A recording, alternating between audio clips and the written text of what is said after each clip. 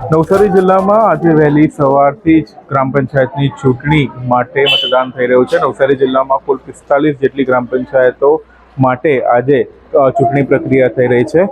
સાથે જ નવસારી જિલ્લામાં 14 ગ્રામ પંચાયતો જેમાં સામાન્ય ચૂંટણી અને 14 જેટલી પંચાયતો છે જેમાં પેટા ચૂંટણી યોજાઈ રહી છે। વરસાદી માહોલ વચ્ચે અત્યારે આપણે ઉપસ્થિત છે નવસારી જિલ્લાના ગણદેવી તાલુકાના અમલસાડ શહેરમાં। એ અમલસાડ શહેરમાં પણ અત્યારે વરસાદી માહોલ વચ્ચે પણ લોકો પોતાના મતાધિકારનો ઉપયોગ કરવા માટે પહોંચ્યા છે। સામાન્ય ચૂંટણી માં કુલ 1,08,600 જેટલા જે મતદારો છે પોતાનો મતાધિકારનો ઉપયોગ કરશે।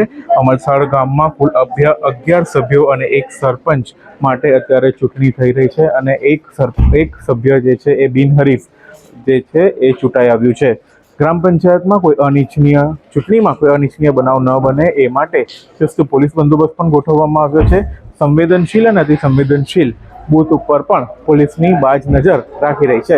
Siddhesh Joshi, ABP news, Navsari.